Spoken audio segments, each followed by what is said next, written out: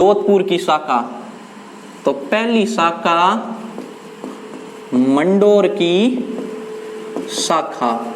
मंडोर की शाखा के देखो वंश देखना, कौन कौन से राजा हुए, किन किन के नाम याद करना। देखो मंडोर की शाखा का जो संस्थापक माना जाता है वो माना जाता है हरीशचंद्र को।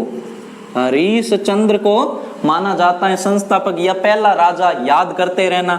ये हो गया अपना पहला शासक। उसके बाद जो इसका पुत्र राजा बना जिसका नाम था रज्जिल, जिनो नाम कहीं हो तो रज्जिल, तो सीधा नाम याद करना है। अगर वंश श्रृंखला याद रही तो हर शासक के बारे में 4-4, 5-5 लाइनें हैं याद करने के लिए। तो है वो पहला हरीशचंद्र, हरीशचंद्र बाद रज्जिल, रज्जिल रे बाद याद रखना देखो नरभट्ट, नरभट्ट। इनके बारे में कहा जाता है ये इनका पुत्र था, ठीक है। और उसके बाद जो चौथा शासक बनेगा वो बनेगा नागभट्ट प्रथम, नागभट्ट प्रथम। ये तो इनका पुत्र था और इनके बारे में कहा जाता है ये इनका पौत्र था, यानी ये नरभट्ट का पुत्र था या नहीं वो पता नहीं है, लेकिन रज्जिल का तो पौत्र था नागभट्ट और पुत्र था नरभट्ट जो अगला राजा बना। इनके बाद नागभट्ट के बाद नागभट्ट के 2 बेटे हुए, एक तो था तात और एक थे भोज, ठीक है। तात का मन वैराग्य में लगता था, इसीलिए उसने कभी इच्छा की नहीं कि मुझे शासक बनना है। इसीलिए जो छोटा बेटा था जिसका नाम था भोज वो बना अगला शासक। महत्वपूर्ण शासकों के बारे में बात कर रहे हैं। उनके बाद जो शासक आए इनके बाद ये तो कंटिन्यू हो गए पांचों, हरीशचंद्र, रज्जिल, रज्जिल का पुत्र नरभट्ट और रज्जिल का पुत्र नागभट्ट प्रथम और नागभट्ट का पुत्र भोज, ये तो कंटिन्यू हो गए। अपन को जो याद करने हैं मुख्य शासकों के बारे में देखेंगे। इनके बाद कुछ शासक आए जिनका इतिहास थोड़ा सा धुंधला है।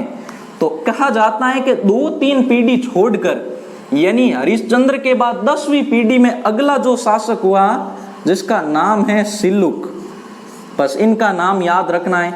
उसके बाद जो सिल्लुक का जो पुत्र था झोंट प्रतिहार, इनके बारे में पढ़ेंगे।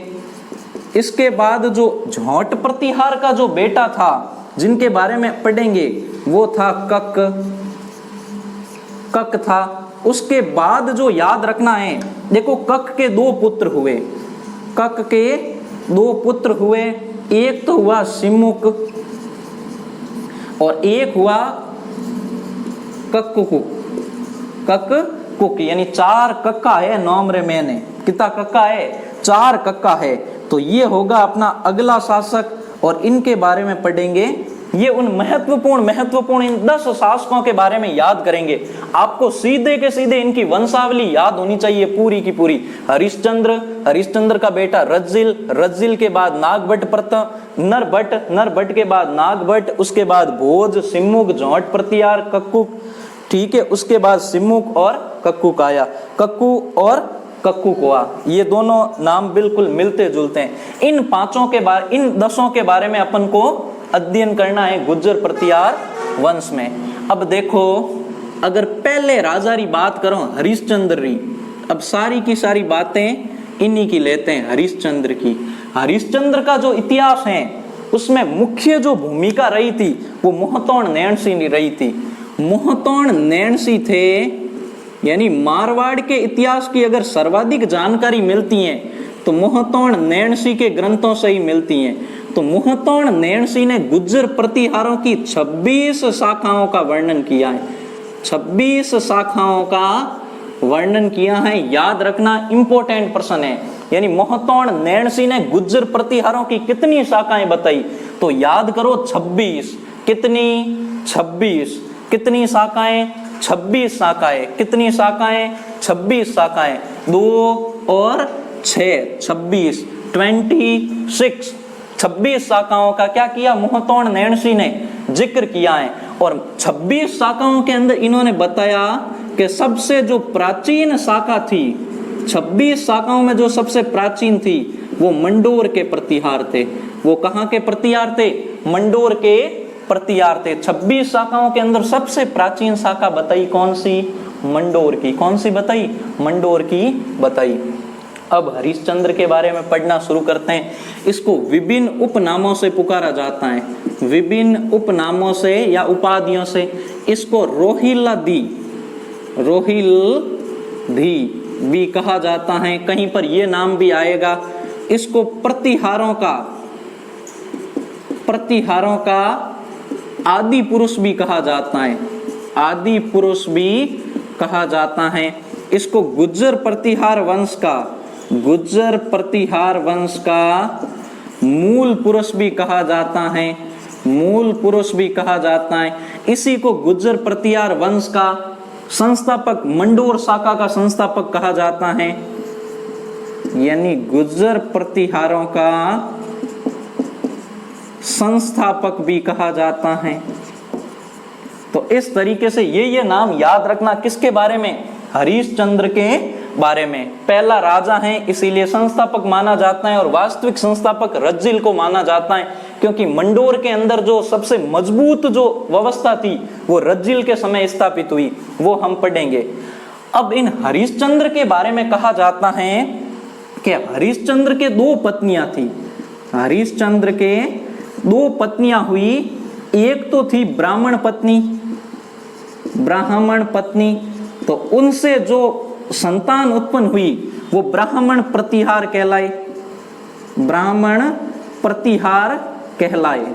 और दूसरी जो पत्नी थी, जो क्षत्रिय पत्नी थी, हरिश्चंद्र को ब्राह्मण बताया गया और ब्राह्मण पत्नी से जो उत्पन्न हुए वो ब्राह्मण प्रतिहार कहलाए। और क्षत्रिय पत्नी जिसका नाम भद्रा बताया जाता है, इस भद्रा से जो संतान उत्पन्न हुई उन्हें कहा गया भाई क्षत्रिय प्रतिहार संतान। अब भद्रा के कहा जाता है 4 पुत्र थे। भद्रा के कितने पुत्र थे? एक तो भोग भट्ट बताया जाता है, एक बताए जाते हैं कद्दक, एक बताए जाते हैं रज्जिल, और एक नाम याद रखना है, किनो नाम? एक नाम देह। ये 4 पुत्र बताए जाते हैं किसके? भद्रा के। अब ऐसा कहा जाता है इन चारों पुत्रों ने मिलकर मंडोर को जीता, और मंडोर को जीतने के बाद मंडोर को अपनी राजधानी बनाया, और मंडोर को सुरक्षित करने के लिए, यानी मंडोर भविष्य में कभी किसी से जीता ना जा सके, इसीलिए इन चारों ने मिलकर मंडोर के चारों तरफ कहा जाता है एक मजबूत प्राचीर, एक मजबूत दीवार का निर्माण करवाया, एक मजबूत परकोटे का निर्माण करवाया। वो भी किसने करवाया? कहा जाता है इन पुत्रों ने मिलकर करवाया। और हरिश्चंद्र के बारे में कोई जानकारी मिलती है नहीं। आइए पढ़ना शुरू करते हैं रज्जिल के बारे में। भद्रा के 4 पुत्र हुए, इनका आगे इतिहास के अंदर जिक्र नहीं मिलता। रज्जिल का जिक्र मिलता है कि मंडोर का जो अगला शासक हुआ वो कौन हुआ? रज्जिल हुआ। चारों भाइयों के अंदर जो अगला शासक हुआ वो कौन हुआ? रज्जिल हुआ। तो आइए पढ़ना शुरू करते हैं रज्जिल के बारे में।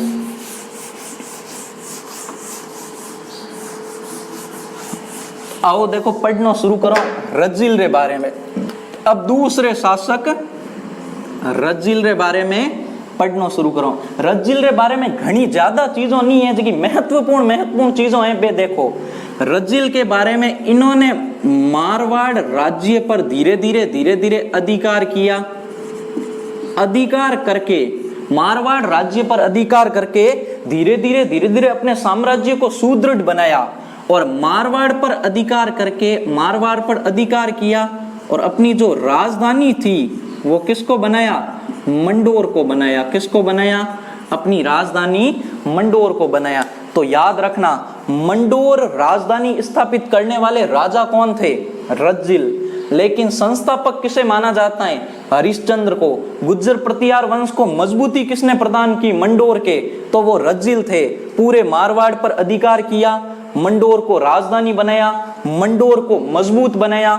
जने भी कोई राज्य मजबूत हो जा तो बिन बाद में कहीं करता बटे राजा यज्ञ करवाता। अब कहा जाता है इनके संतान की समस्या थी, ठीक है, शुरुआत में। उस समय इन्होंने मंडोर के अंदर एक यज्ञ का आयोजन किया, एक यज्ञ करवायो, राजसूय यज्ञ का आयोजन किया। कहां पर? मंडोर के अंदर। कहां पर करवाया? ये मंडोर के अंदर करवाया। और यज्ञ करवाकर मंडोर में ही एक मंडलेश्वर महादेव के मंदिर का निर्माण करवाया। मंडलेश्वर महादेव के मंदिर का निर्माण करवाया। की जगह? मंडोर में नहीं। याद रखना, इन ये जो कवि हुए, ये जो मतलब रज्जिल थे कि भाई मारवाड़ पर अधिकार किया, मंडोर को अपनी राजधानी बनाई, राजसूय यज्ञ का आयोजन करवाया। और यज्ञ का आयोजन करवाने के बाद, यज्ञ का आयोजन करवाने के बाद इन्होंने, ठीक है, इनका एक दरबारी कवि हुआ। इनका क्या हुआ? एक दरबारी कवि हुआ जिसका नाम था नरहरि, जिसका नाम था नरहरि, जो कि इस यज्ञ के अंदर शामिल था। इस यज्ञ के अंदर जब रज्जिल को इन्होंने देखा तो रज्जिल एक राजा की भांति कार्य कर रहे थे। जब कोई व्यक्ति किसी पद पर रहता है, ज्यों कि जैसे कि आप विद्यार्थी हो, अब आप विद्यार्थी बने हुए रहोगे, बनियोड़ा की कर। देखो, विद्यार्थी को असली विद्या कब ग्रहण होगी? कब? जब उसे मतलब पढ़ाई नहीं बल्कि उसे भक्ति करनी पड़ेगी मां शारदे की। भक्ति से ही एक व्यक्ति को वो शक्ति प्राप्त होगी जिनसे वो शिक्षा रूपी जो अमृत है उसको ग्रहण कर सके। वो कब प्राप्त होगी? भक्ति से ही प्राप्त होगी। बिनी तरीके मंडोर में जिन टाइम राज सूर्य यज्ञ करवायो, मंडलेश्वर महादेव रो मंदिर बना दियो, तो जो नरहरि थे उन्होंने देखा कि रज्जिल एक राजा की भांति कार्य कर रहे थे। इसीलिए नरहरि ने इन्हें राजा की उपाधि दी। किनको? किनको दी? राजा की उपाधि। रज्जिल को कैसी उपाधि प्रदान की? राजा की उपाधि प्रदान की। ये याद रखना। अगली चीज अगर पूछी जाए तो मंडोर प्रतिहारों की प्रथम राजधानी रही है। मंडोर प्रतिहारों की प्रथम राजधानी रही है। कैसी राजधानी रही है? प्रथम राजधानी रही है। कौन सी? मंडोर। ये चीज याद रखना प्रतिहारों के बारे में। ये हो गए महत्वपूर्ण चीजें याद रखनी है अपन को। किन के बारे में? रज्जिल के बारे में। किन के बारे में? रज्जिल के बारे में। आइए आगे पढ़ना शुरू करते हैं। देखो, अगले शासक हुए अपने नरभट्ट। और बारे में ज्यादा कई चीज नहीं है, कुछ कुछ बातों याद रखनी है नरभट्ट के बारे में। नरभट्ट के बारे में देखो, महत्वपूर्ण नरभट्ट जो थे, नरभट्ट को एक उपाधि प्रदान की गई, एक उपाधि धारण की नरभट्ट ने, जिन उपाधि रो नाम में पीली मौली। ठीक है, ये उपाधि धारण की। इन उपाधि रो मतलब कहीं होवे, पीली मौली रो मतलब कहीं होवे। इस उपाधि का मतलब होता था ब्राह्मणों व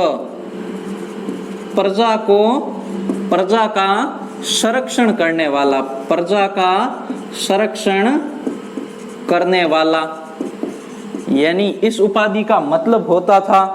अगली जी चीज याद रखनी है। अब जो हवेनसांग हुए, हवेनसांग ने नरभट्ट को, यानी हवेनसांग नरभट्ट को, हवेनसांग ने नरभट्ट को क्या कहकर पुकारा? हवेनसांग ने नरभट्ट को, ठीक है, इन्होंने भी मिलती जुलती है। देखो, पहलो मौली कहा। क्या कहा? पहलो मौली कहा। पहलो मौली का मतलब होता है साहसिक कार्य करने वाला, साहसिक कार्य करने वाला कहकर पुकारा। किसको? नरभट्ट को कहकर पुकारा। किसको कहकर पुकारा? नरभट्ट को कहकर पुकारा। और नरभट्ट के बारे में एक चीज और याद रखनी है बस, वो कौन सी होगी कि नरभट्ट ने एक रोहिस्कूप नगर आया हुआ है। ये प्राचीन काल में मारवाड़ में ही था, जोधपुर के अंदर ही था रोहिस्कूप नगर। वहां पर भगवान विष्णु के मंदिर का निर्माण करवाया। विष्णु के मंदिर का क्या करवाया? निर्माण करवाया। ये याद रखना किन के बारे में? नरभट्ट के बारे में। ये हो गए अपने तीन राजा, हरिश्चंद्र, रज्जिल और नरभट्ट। अगली चीज, अगले राजा है नागभट्ट प्रथम। नागभट्ट प्रथम रे बारे में सिर्फ एक ही चीज याद रखनी है। नागभट्ट प्रथम के बारे में एक ही चीज याद रखनी है, जो सेकंड ग्रेड एग्जाम के अंदर पूछी गई जो सबसे महत्वपूर्ण चीज है कि नागभट्ट जो थे, नागभट्ट बड़े महत्वाकांक्षी राजा थे, महत्वाकांक्षी राजा थे नागभट्ट। तो बेकरियो कहीं देखो, बड़े महत्वाकांक्षी राजा थे, उन्होंने मंडोर से अपने साम्राज्य का विस्तार करना शुरू किया।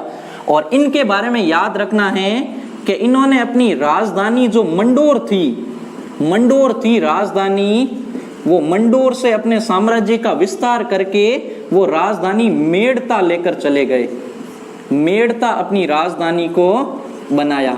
यानी पहला तो राजधानी मंडोर होती और नागभट्ट प्रथम ने अपनी राजधानी किसे बनाया, मंडोर से किसे बनाया, मेड़ता बनाया।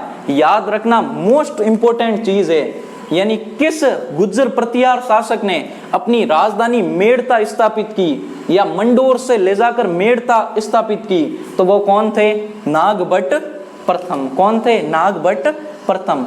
और अपन जो पढ़ेंगे नागभट्ट प्रथम, एक ज्यादातर बच्चों को कंफ्यूज में रहते हैं। एक नागभट्ट प्रथम तो ये हैं, एक नागभट्ट प्रथम हम पढ़ेंगे जब जालोर के प्रतिहार पढ़ेंगे। जालोर, भीनमाल जालोर के जो गुज्जर प्रतिहार वंश का जो संस्थापक था वो भी नागभट्ट प्रथम को माना जाता है, लेकिन ये नहीं है, वो अलग होंगे। इनके बारे में बस इतना याद रखना है कि मंडोर को विस्तार किया और अपनी राजधानी कहां पर लेकर चले गए, मंडोर से मेड़ता लेकर चले गए। अब नागभट्ट प्रथम के दो बेटे हुए, नागभट्ट प्रथम, एक कहा जाता है तात और दूसरे थे भोज।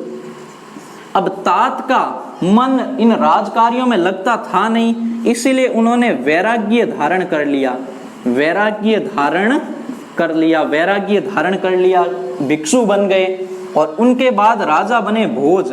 इनका इतिहास के अंदर इतना जिक्र है नहीं, ये मतलब अपने पूर्वजों की तरह इतने ताकतवर नहीं रहे, ठीक है। तो भोज के बारे में ज्यादा कुछ लाइनें है नहीं। तो ये हो गए अपने 5 शासक। कुछ वर्षों तक कोई भी शासक राजा नहीं बना और फिर आएंगे सिमुक के बारे में। देखो जो अगले शासक थे उनके बारे में फटाफट पढ़ लेते हैं, जो उनकी मुख्य विशेषता थी। आते हैं सिमुक के बारे में। सिलुक के बारे में कहा जाता है कि ये मतलब गुज्जर प्रतिहार जाति का जो 10वां शासक था। कैसा शासक था, 10वां शासक था ये। इसने जोधपुर के अंदर सिद्धेश्वर महादेव का मंदिर बनाया, सिद्धेश्वर महादेव का मंदिर बनाया। और सिल्लुक के बारे में याद रखना है, इसने एक युद्ध लड़ा भाटी राजा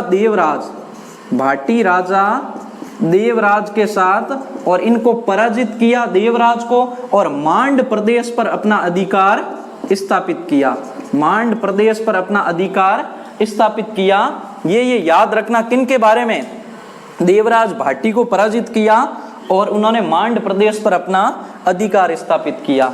उसके बाद इनके बेटे राजा बने जिनका नाम था झोंट प्रतिहार। इनके बारे में इतना ही याद रखना है कि ये गुज्जर प्रतिहार वंश का एकमात्र शासक था जो वीणा वादक था, यानी वीणा बजाता था, संगीत प्रेमी थे, एकमात्र शासक झोंट प्रतिहार। उसके बाद अगर बात करते हैं कक की, कक की, तो कक के बारे में अब इन राजाओं के बारे में ज्यादा महत्वपूर्ण बात नहीं है। बस एक एक चीज याद कर लेना कि इनके बारे में याद करना है। कहा जाता है ये नागभट्ट द्वितीय का सामंत था, नागभट्ट द्वितीय का सामंत था। और इसकी 2 रानियां हुई, इन कक की 2 रानियां हुई, एक तो पद्मावती, एक तो पद्मनी के बारे में बात की जाती है। 2 रानियां हुई, एक तो पद्मनी और एक दुर्लभ देवी। पद्मनी की जो संतान थी वो तो हुई सिमुक, और जो दुर्लभ देवी थी उनकी संतान बताई जाती हैं, नहीं माफी चाहूंगा, सिमुक नहीं है, बाउक है, बाउक। इनकी जो संतान है वो बाउक है। तो एक तो जो संतान हुई वो हुई बाउक और दूसरी हुई कौन सी, कक्कुक। दूसरे कौन से हुए? कक्कुक नामक संतान हुई। इनके बारे में ज्यादा कुछ नहीं है, कक्कुक के बारे में याद रखना है। देखो मैंने कहा था नाम में 4 कक्के हैं, तो इनसे याद रखना है एक ग्रंथ का नाम जिनका नाम है कुवलय माला।